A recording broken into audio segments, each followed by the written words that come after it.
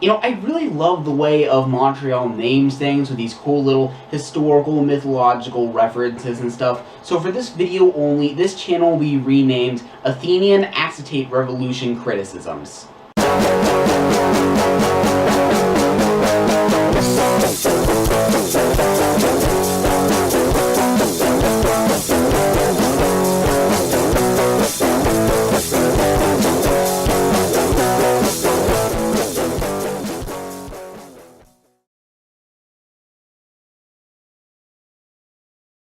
Hey everyone, welcome to another episode of Spinner Reviews, and today I'm going to be talking about the new album from Of Montreal called Aureate Gloom. So something that I brought up in a couple past videos is that pretty much every year since around 2011 when I first got into indie music, there's been a couple long-running bands that I've always just kind of heard about that I finally get around to that year and instantly love. Last year that was the case for Death from Above 1979 and Spoon, and for this year it seems to be the case for Of Montreal. A band from Athens, Georgia, not the Canadian city of the same name, fronted by Kevin Barnes, easily one of the most fascinating songwriters I've come across in a long time. At least that's the impression I got from their fantastic 2007 album, Hissing Fauna Are You the Destroyer, which admittedly is the only past album I've heard of theirs before this new one, but still.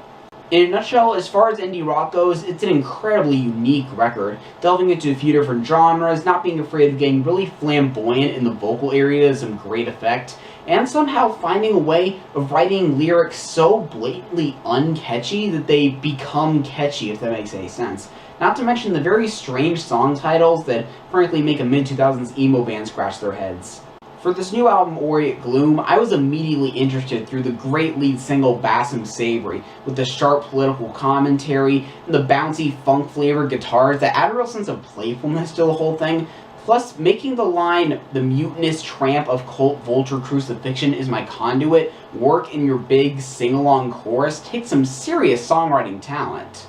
Ultimately though, the song is a bit of an outlier on the album, mostly because it actually keeps the same groove throughout the whole song. On most of Aureate Gloom, for better or worse, it's as if the band was constantly going for the Guinness record for most stylistic change-ups in one 4-minute song. Or like they heard that Weezer song, The Greatest Man That Ever Lived, and thought, hey, let's just make a whole album like that, we'll see how it works.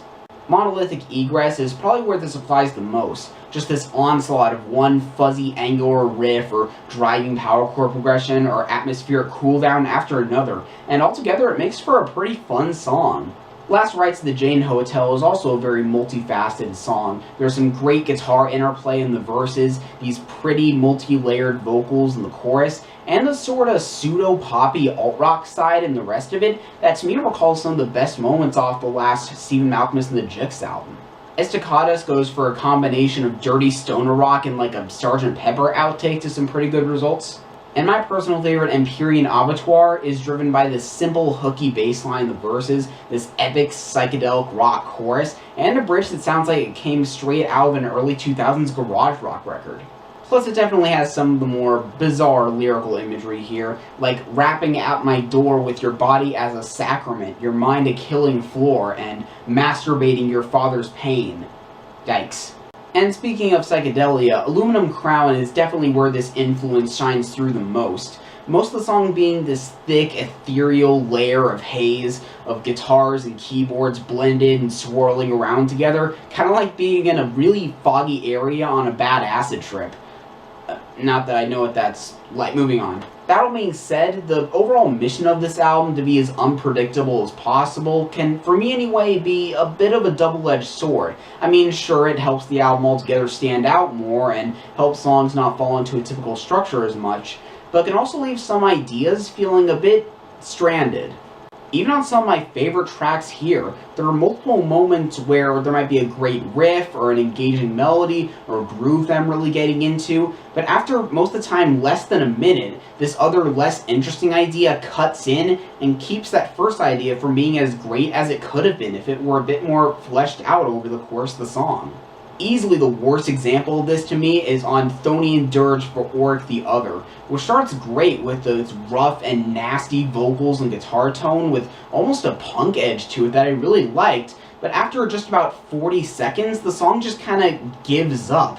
and just devolves into a bunch of guitar distortion and keyboard noise for the next 2 minutes and then just kind of ends. It just feels like a real waste of a potentially great track. An Aluminum Crown, for as much as I praise that song's mood, that mood is, for no apparent reason, just interrupted about halfway through to make room for this forgettable, fast, clean rock section, only to go back to that first part about 30 seconds later. Stuff like this can momentarily make the album a bit frustrating for me. Luckily though, there are those more straightforward moments, like Bassem Sabry, as well as Apollyon of Blue Room, which acts a nice change of pace by just being a really good straightforward rock song, complete with this effectively simple power chord riff driving a good majority of it. I haven't really touched on the lyrics much, but I don't really have much to say about them. They're wordy, verbose, filled with these bizarre mythological and historical references, some witty intellectual punchlines, basically what I expected from an Of Montreal album and generally enjoyed. If I had to nitpick, I'm not really connecting with it much in terms of subject matter, but I can overlook that for the most part. Overall, Aureate Gloom is definitely a good album, but I can't help but feel like if more effort was put into actually making great cohesive songs, as opposed to just trying to squeeze 3 albums worth of ideas into one, and maybe they weeded out some of the more forgettable ones, then this could have been a lot better, so I'm gonna give it a 7. Not my favorite album I've heard from them, but if you're looking for an interesting indie rock album with undeniably imaginative songwriting out the wazoo, then go ahead and give it a listen. So if any of you guys have heard this album, what do you think about it? Do you agree with what I just say, disagree, have any feedback about the channel in general? Let me know in the comments down below. I'm sure this around with anyone who might be interested. Like the Facebook page in the description for updates, commentaries, music news, and reviews of albums I don't get around to here. And hopefully I'll see you in the next episode of Spin It Reviews.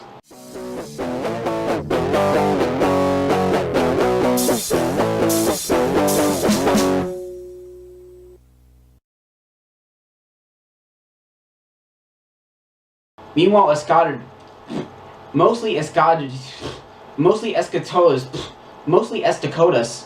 North Dakotas, mostly Anaconda, and my personal favorite, Empyrean Abattoir.